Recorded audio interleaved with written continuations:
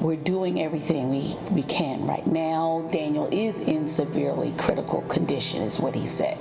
And then he repeated again that we're doing everything we can to save him. That hit me differently. That hit me right at my core.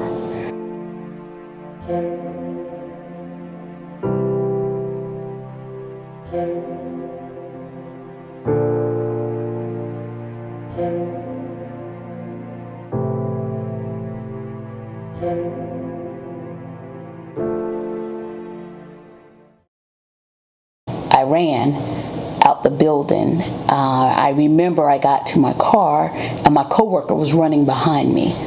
And she says, "I'm going with you." What came over her face that something was wrong. And she just started, tell me again, say it again, what's going on? And I just saw her grabbing her stuff. She went to her bag, started throwing stuff in her bag. I didn't ask any questions. I went to my bag and I started throwing my stuff in my bag. And I was like, wherever she's going, she needs somebody with her. And she ran out of that room so fast.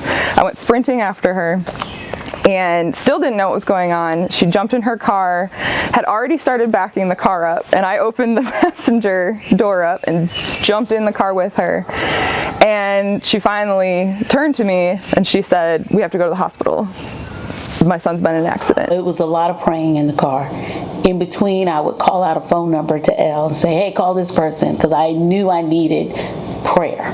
Not just my prayers, I needed everyone praying. It was pretty incredible, was interspersed praying, just praying to Jesus, praying to God, and giving me phone numbers off the top of her head. Just call this person, tell them, call this person.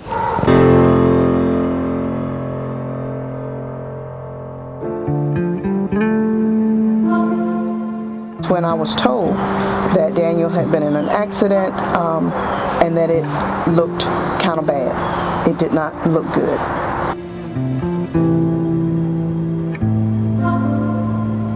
And I literally sat there in my car and went into prayer.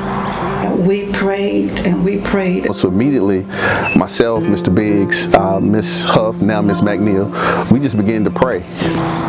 I did not move for what felt like several minutes. I just sat there and prayed.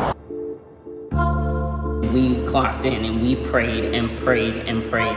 That waiting room became an altar, and everyone in that waiting room prayed. Every time the doctor came, whatever they said they were checking on, whether it was checking to see if he had bleeding on the brain, checking to see whether he had brain activity, whatever they came with, that was the new thesis of our prayer. Everyone in that waiting room had faith, and that is what moves mountains.